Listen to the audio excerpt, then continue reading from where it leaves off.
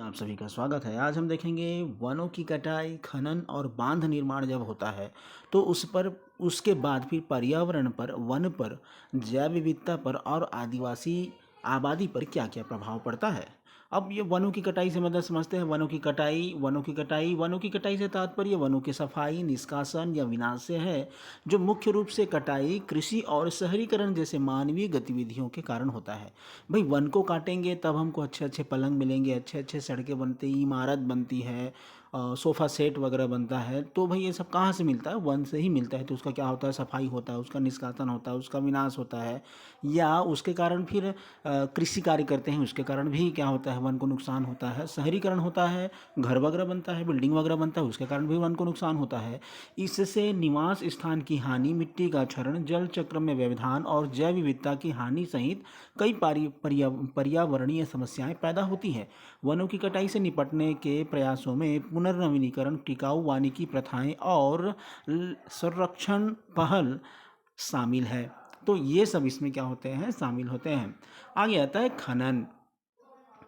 खनन में ये हो गया वनों की कटाई, हम समझ गए। इसके बाद खनन क्या होता है? भूमि को खोदना, खोद करके क्या करना है? भूमिगत खनन सहित खनन कार्यों के लिए जंगलों को साफ सफाई करना, जंगलों को साफ किया जाता है भूमि को खोद करके। परिवहन के लिए सड़कों, रेलवे और बुनियादी ढांचे का निर्माण करना। जब परिवहन का मार्ग बनाएंगे, सड़क मार्ग बनाएंगे, तो यहाँ पर रेलवे का क्या किया जाता है? बुनियादी ढांचे का निर्माण किया जाता है। तो इससे क्या करते हैं? हम ज़मीन को खोदते हैं, उसमें कुछ कुछ गतिविधियां करते हैं। खनन गतिविधियों से प्रदूषण होता है और जैसे अफवाह और जहरीले रसायनों का आसपास के जल स्रोतों में रिसाव होता है।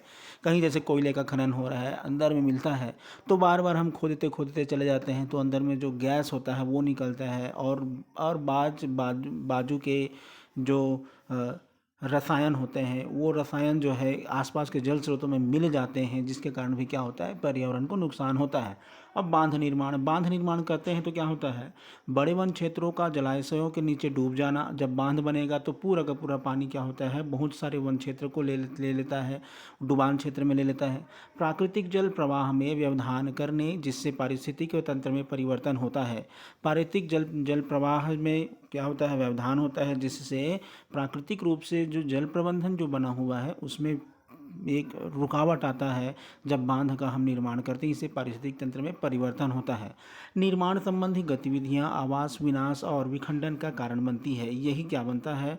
निर्माण का, आवास विनाश का या विखंडन का क्या बनता है? कारण बनता है।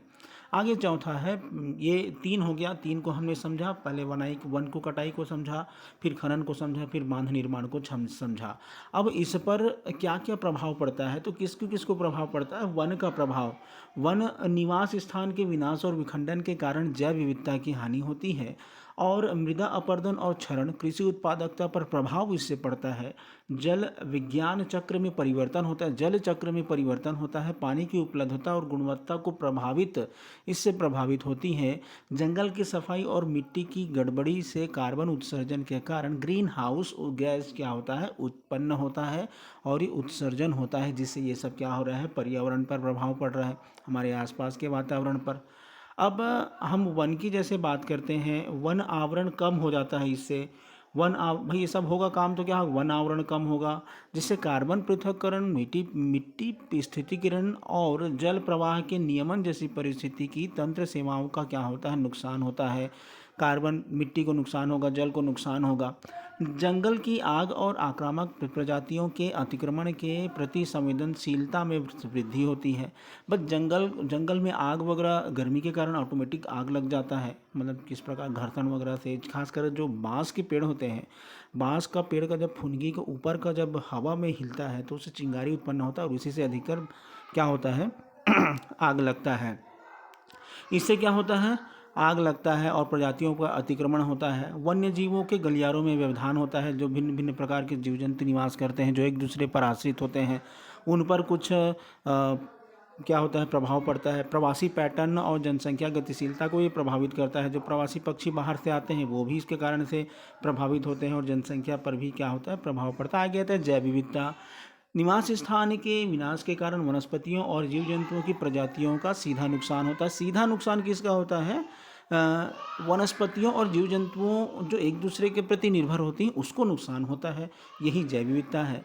अस्तित्व के लिए वन पारिस्थितिकी तंत्र पर निर्भर प्रजातियों पर अप्रत्यक्ष प्रभाव, मतलब वन परिस्थितियों तंत्र पर अप्रत्यक्ष रूप से, प्रजातियों पर अप्रत्यक्ष रूप से प्रभाव पड़ता है। प्रजातियों के भीतर आनुवांशिक विविधता का नुकसान होता है।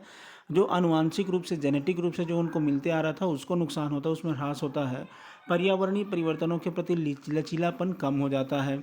आगे आता है जन आबादी या जनजातीय आबादी।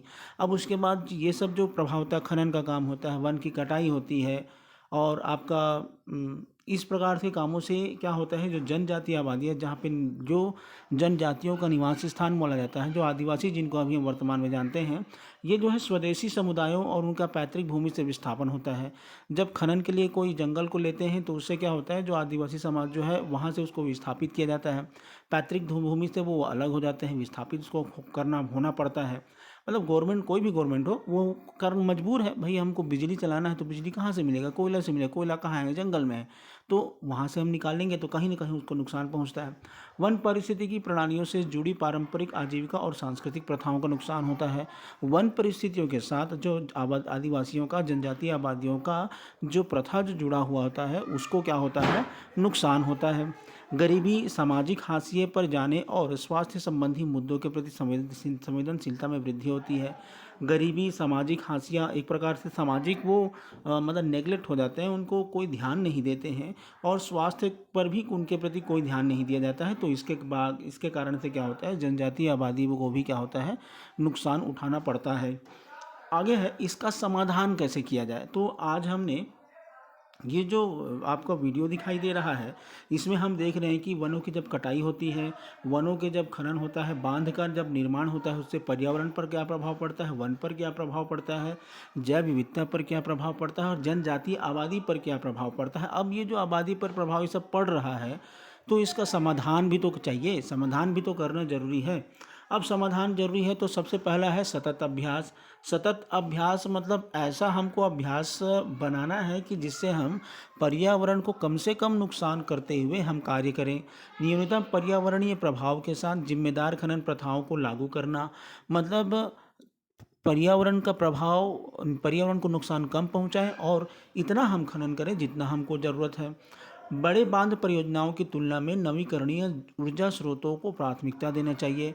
जो बड़े बड़े बांध परियोजना जो बनते हैं उससे जो नुकसान होता है गांव वालों को, और जो जल भराव होता है, परिस्थिति में बदलाव होता है, तो उस पर भी क्या करना चाहिए, उस पर भी हमको जो नवीकरणीय ऊर्जा स्रोत है, जैसे कि सौर ऊर्जा से बिजली मिलती है, तो इस पर ज़्यादा प्राथमिकता देना चाहिए। बिगड़े पारिस्थितिक तंत्र को बहाल करने के लिए पुनर्नवीनीकरण और नवीकरण प्रयासों को बढ़ावा देना चाहिए। जो पारिस्थितिक तंत्र जो बिगड़ चुका है उसको फिर से लाने के लिए पुनः नवीनीकरण साधनों को लाने का प्रयास करना चाहिए, और सरकार को उसके लिए सब्सिडी वगैरह भी, लोगों को जागरूकता वगैरह भी ऐसा कर क्या करना चाहिए, लागू करना चाहिए। नीतिगत उपाय, सख्त पर्यावरण नियमों और निगरानी तंत्र को लागू करना, स्वदेशी समुदायों के भूमि अधिकारों को मान्यता देना और उनकी रक्षा करना, प्रभावित आबादी के लिए मुआवजा और पुनर्वास योजनाएं लागू करना। जैसे नीतिगत मतलब जब हम ऐसा कुछ कदम उठाते हैं कि कोई प्रकृति से खनन का काम करते हैं या वनों से संबंधित कोई काम करते हैं, तो एक बाकायदा एक स्टेप बाय स्टेप चरणबद्ध तरीके से नीतिगत कानून लाना चाहिए, और उसके लिए फिर क्या करना है, उसको निगरानी करना है, कोई इसमें ज़्यादा ना हो, इतना ही हम उसको नुकसान पहुँचाए कि उससे क्या हो, वो आने वाली पीढ़ी के लिए वो ज़्यादा नुकसान का दायक ना हो। उसके लिए हम क्या करें, वृक्ष भी लगा सकते हैं, नया जंगल हम रोप सकते हैं। फिर स्वदेशी समुदायों के भूमि जो स्वदेशी मतलब जनजातीय समुदाय हैं, उनके भूमि अधिकार को हमको मान्यता देना है। उनको जो स्थापित कर रहे हैं तो उनके लिए थोड़ा कुछ ना कुछ व्यवस्था करना है और उनकी रक्षा करना है, उनकी रक्षा की गारंटी देना है कि आपको कुछ नहीं होगा। प्रभावित आबादी के लिए मुआवजा और पुनर्वास योजनाएं भी लागू करना है। जब उसको विस्थापित करेंगे तो उसके लिए क्या करना चाहिए, पुनर्वास योजना या उनको मुआवजा देना है, ये भी आपको सरकार को करना है। आगे आता है सामुदायिक सहभागिता। जो निर्णय लेने की प्रक्रियाओं और संसाधन प्रबंधन में स्थानीय समुदायों को शामिल करना। जब जब कोई ऐसा काम करते हैं प्रकृति को नुकसान करने वाले, तो स्थानीय लोगों को भी इसमें शामिल करना चाहिए।